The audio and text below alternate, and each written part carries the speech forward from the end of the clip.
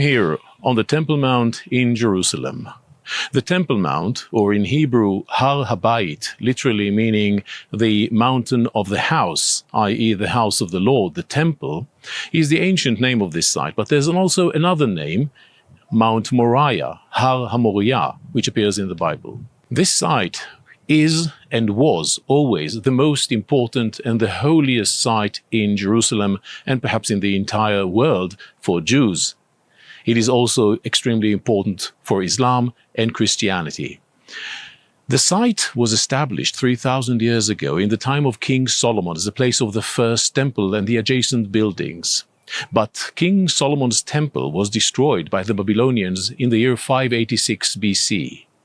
The Jews who returned in the 6th century BC from the exile in Babylon, in the Persian era, re-established the temple in 516 BC. This is the second temple. The second temple was then renovated by King Herod the Great in the 1st century BC. It became one of the largest, perhaps the largest religious site in the entire Roman Empire. Tens of thousands of Jews came to Jerusalem every year 3 times in the great festivals of the Jews to celebrate and make a pilgrimage to the city. One of these Jews came from a little city in the Galilee named Nazareth. His name was Jesus. Jesus was brought here by his parents as a baby, later when he was a young boy. According to the Gospels, this is also the site of one of the temptations.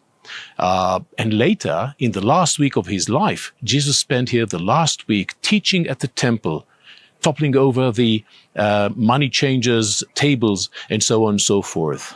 And from the vicinity of the Temple Mount, not far from here in the valley of Kidron, in a place called Gethsemane, this is where he was caught by the Romans and then tried and crucified at the place where many Christians believe is the Holy Sepulchre Church, but there are also other opinions in the local tradition.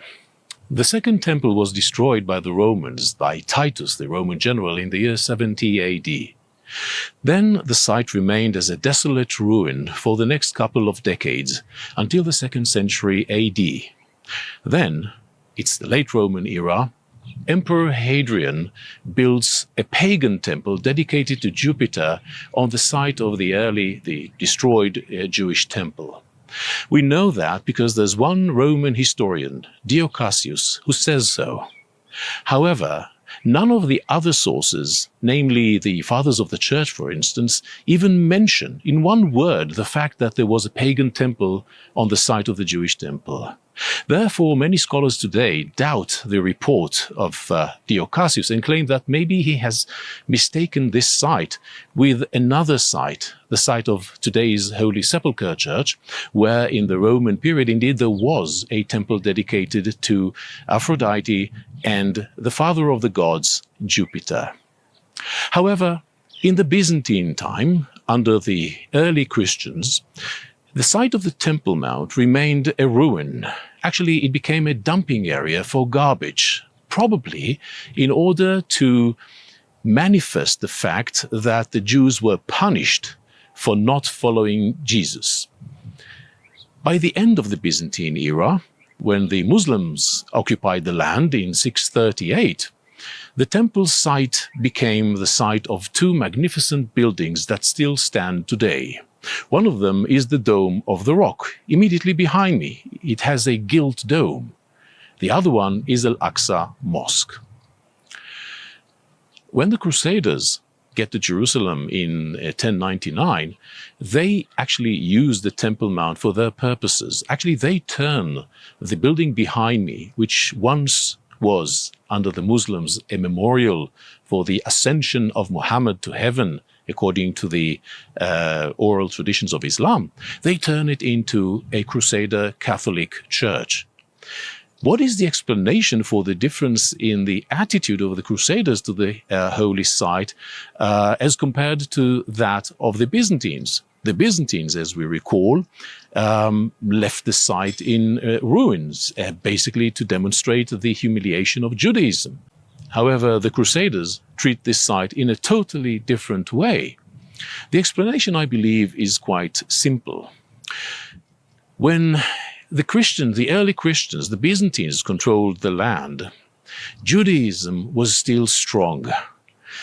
The memory of the departure of Christianity from Judaism was still vivid, was still alive.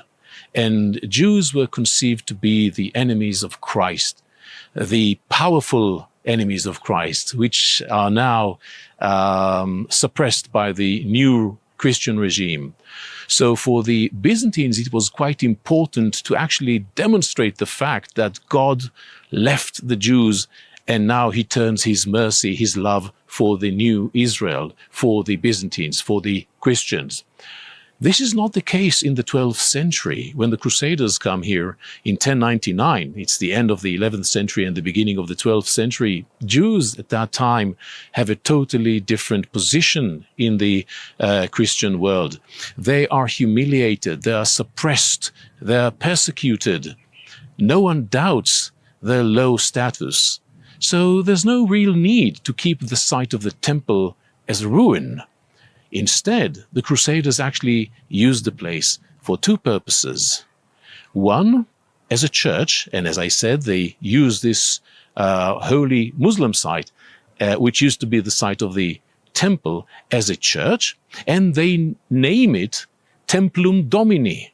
Templum Domini means the temple of the Lord. In their mind, this is the site, perhaps even the building, that was actually built by King Solomon. But there's another site, and this is the Al-Aqsa Mosque. Let's go there.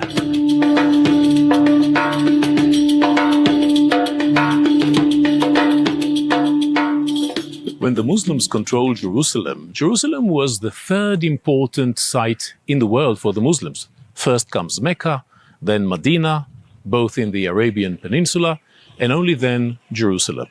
But in Jerusalem, they built two buildings. One of them we've seen earlier is the Dome of the Rock, which commemorates the ascent of Muhammad, the Prophet of Islam, to heaven, according to the oral traditions. And the other one is right behind me, is Al-Aqsa Mosque. The Al-Aqsa Mosque is the place of worship, is the place where Muslims actually pray. And it accommodates around a couple of thousands of people.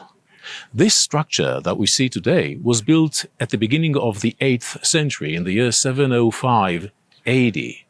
But since then it had collapsed and rebuilt several times, so it does resemble the original building, but it's also very different from the original one, much smaller than the original one. When the Crusaders took over Jerusalem in 1099 AD, they decided to turn the Al-Aqsa Mosque into the palace of the king. Indeed, the first king of Jerusalem, Crusader Jerusalem, his name was Baldwin I, lived right here. At first it looked like a wise decision, as this site, the Temple Mount, is secluded from the rest of the city. It is also fortified by the huge walls built by King Herod in the Second Temple period, which still stand today. But soon enough, they realized that this is the wrong idea, because living on the Temple Mount meant that the king is also secluded from the beating heart of the city. He lives here in isolation, and he doesn't really know what happens in the city. So Baldwin I decided to build another palace, and indeed that palace was built in the area of the citadel today, the Museum of the Tower of David, at the western entrance to the city.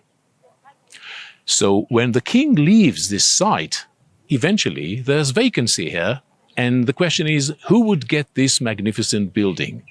And shortly after the king has left to his new magnificent palace next to Jaffa Gate, an order of knights came to live in here. It became the headquarters of the Knight Templars. The Knight Templars were actually one of several knight orders established in the Crusader kingdom to protect the borders, to fight the wars of the Crusaders. They had their own army, and they answered to the Pope in Europe. And they had an army of about 300 knights, that is, cavalrymen, riding horses, with about 5 to 10 foot soldiers with each knight. So it's a considerable power. And they were established here. When they were established here, they were not called the Templars. They were called simply the Poor Knights of Jesus.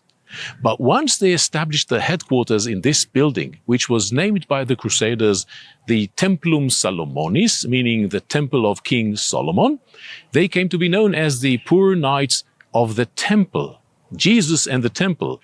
And what was left of it was simply the Knights of the Temple, or the Templars.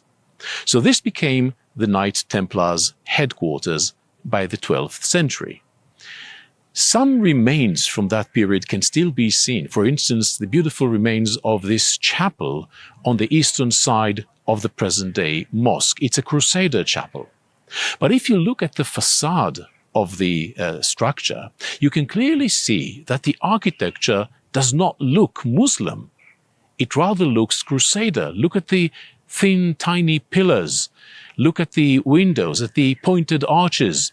It looks very medieval, very Crusader, and certainly not a typical Muslim architecture of the time. So, is the facade of Al-Aqsa Mosque from the 12th century, from the time of the Crusaders? Apparently so, until one reads the inscription at the top of the building.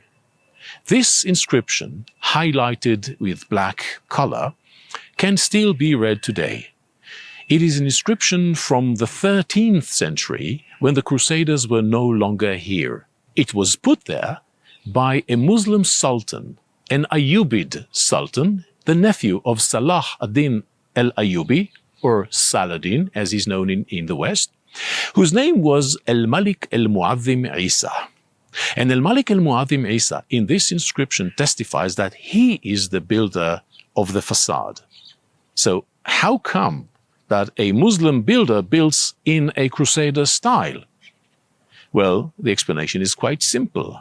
He probably dismantled Crusader buildings and reused their fragments to build the facade. So this is what we call a secondary use. It looks like Crusader, it is Crusader, but its parts were taken from different buildings and reassembled here as a new creation of the Ayyubid Muslims.